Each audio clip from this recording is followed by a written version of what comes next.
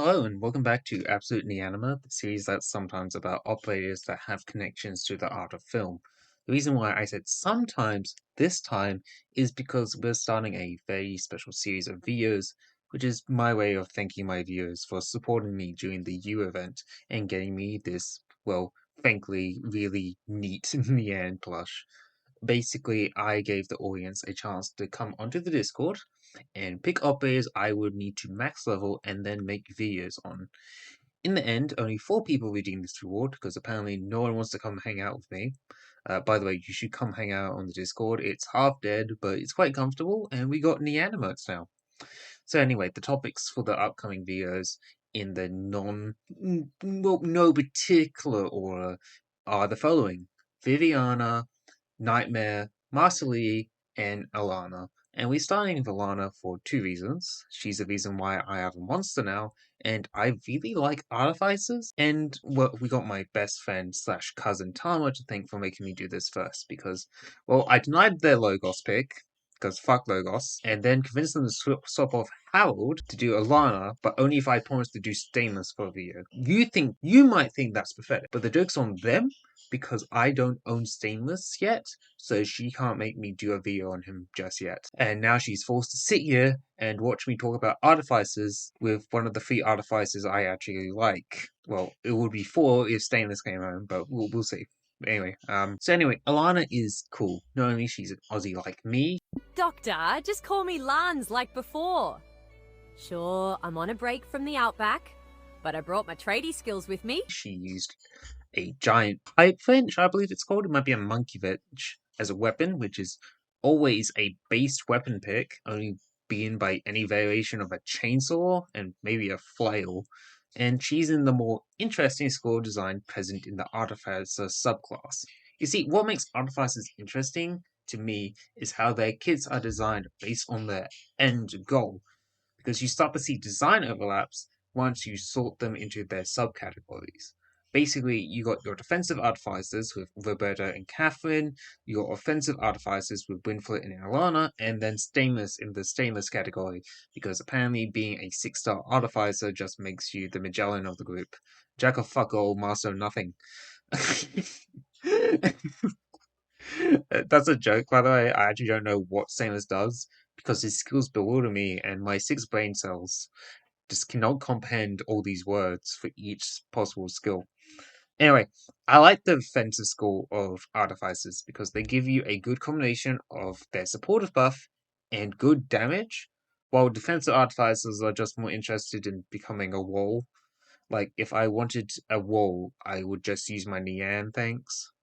Basically, I like Alana because she fulfills the niche of a buffer DPS who buffs your DPSs, making her a better instructor in some ways. Sorry, Swire, you just caught another L that you completely deserved. That said, Alana does fall off in some places, mainly in the form of her main buff identity, so she might be the Swire of her subclass. That's a joke, by the way. Everyone knows Windflit is the Artificer's Swire. Her talent is Makeshift Modification, where she carries 3 support devices, which allows an operator to ignore 80 defense. You can only deploy 2 of them at once, effects don't stack, and they only last 30 seconds. That's right, for the small cost of a deployment slot, and then like 5 DP, you can give your physical damage DPSs an extra 80 damage because it's flat defense signal, not percentage. Yeah, it's bad by itself, but the talents help slightly. Emphasis on slightly. Okay, so the buff is meaningless. Why should we use her over any other, well, the other offensive artificer, Windflit? Well, her talent isn't at least locked to casters and supporters only to begin with, and her skills generally make the best of the buff to their effort. You know, you can't really do a lot when you're 5-star, but they tried their best. The module helps out a lot as well, because it's the far superior mod X, because I can't comprehend what they were thinking with mod Y. I mean, come on, you could have done more than just reduce redeployment time on devices. Anyway, Mod X gives you an extra device slot and discounts your device cost by 1, so it's very worth a Mod 1 in my books. Mod 3 raises the buff to 100 flat defense ignore, which isn't normally worth the resources, but considering how her S2 is designed, I'm going to say it's worth the effort if you want to use her S2. I've got nothing else to say here, but I'm just gonna end this segment by saying that her devices are called nutlets. Do with that as you will. Pneumatic power up is not only her S2, but is also her funny skill. It's a passive that serves two purposes: to give your devices more uptime and to enable the funny. Basically, your devices now last longer than 30 seconds, and the operators that have attached nutlets to them sorry. Sorry. The ones that have attached nutlets get a flat attack speed buff, which is certainly a choice, considering it's there to make up for the flat defense ignore. After all problems can be solved by upping more attack speed. By as we have learnt from Brawlers, Lunar Club, and Whislash. Anyway, at skill level 7, it's plus 17 attack speed and adds 24 more seconds to the nutlet lifespan, with M3 making it plus 23 attack speed and 30 seconds extra uptime. So, in other words, don't mastery this unless you're either dedicated enough of a fan of either Artificers or Alana, or you really want to enable some funnies. Like, plus 23 attack speed is roughly the same amount Wish Slash S1 SM3 applies, and sure, it's not capped to a block 3 limit and has the better uptime, but this skill doesn't allow her to replenish her nutlets. I'm personally going to be M3ing this skill, but it's only going to be after her S2 M3, and it's only because I like her enough to do that.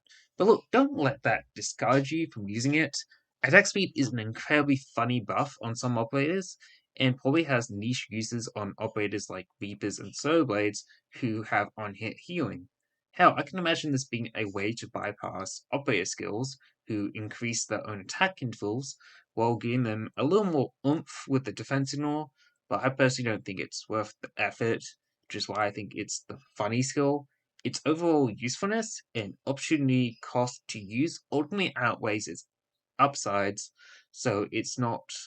So, like, don't bother with this unless you like the funny. Moving to practical skills, £1,000,000 Jack is a good skill because they always put the worthwhile skill at the end for 5 stars, unless your name is Zingzhu.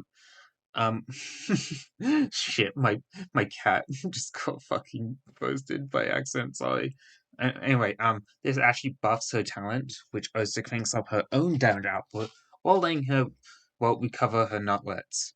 Before we get into numbers, I just need to say that I hate how they're approaching buffing her talent ratios. I was planning to get into why this is a terrible way of approaching buffers with Swire, but considering she keeps getting punted down the list because she keeps catching L's, I will be brief about it here, and we can elaborate more on it when we do Swire. Basically, skills that buff their talents through multipliers are ultimately detrimental, as this means to balance out the multipliers, the base value has to be incredibly small, meaning the talent is worthless without the skill being up.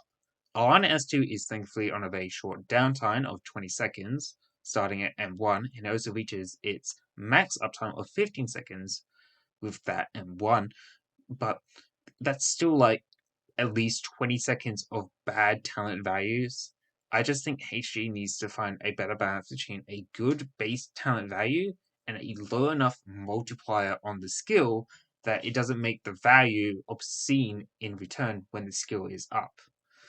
Tangent aside, let's do some maths. Skill level 7 gives her the modifiers of 38% attack, 38 flat attack speed, and a talent modifier of 2.2. On screen right now, you should have the stats for both modless and mod-free Alana, and I didn't do actual DPS checks because attack speed makes my brain hurt. Hopefully you can see why mod X3 is good if you choose to use her for S2. I'm also just going to go chuck up the M3 maths as well, since it ups the values to 50% for the personal buff. No, to 50 for the personal buffs, not 50%, only 50% on attack, and then flat 50 attack speed. And the talent modifier goes up to 2.7. I mean, sure, let's just address the elephant in the room. Yes, these defense ignore numbers are bad, and this is why flat defense ignore is usually a joke compared to percent defense ignore. There is definitely another way that is definitely another way I would have changed Alana if I could, but we couldn't, so here we are. At least it's better if you choose to give her a nutlet to go alongside her S2 uptime, so you can really, well, tune up the damage on her. So that's something at least, and definitely helps her a lot becoming a better DPS pick on her own. No, I'm gonna say it. I think Alana is cooler than Monster. Yes, Monster has a really cool and strong gimmick in the form of her SV and her ability to artificially extend her heal range due to the nature of the chain medic, but I think Alana is cooler. Artificers are a neat subclass because of the way they approach buffing. In a way, they are better instructors, and Alana is interesting because she belongs to the subgroup of artificers that best embody that idea. Her buff numbers might be bad, but at the end of the day, she is a better Wishslash, since she replaced the limit Wishslash has on her attack speed application with something more reasonable. I still like Wishslash, but Alana is ultimately the modern day take on a Wishslash like operator. There is definitely ways you could have made her better, but I think Alana is serviceable enough for people who love DPS buffers like instructors, because Alana is ultimately quite good at her job. I am so glad I convinced my friend to pick Alana now, because I don't think I could bear to wait much longer to sink my teeth into such a wonderful operator, especially one with such a charming Aussie accent and base choice in weapons. Because seriously, unnecessarily large repair tools is such a charming choice aesthetically for weapons. Okay, back to the Fiametta video guide, so I'll see you for that in what, 2 days?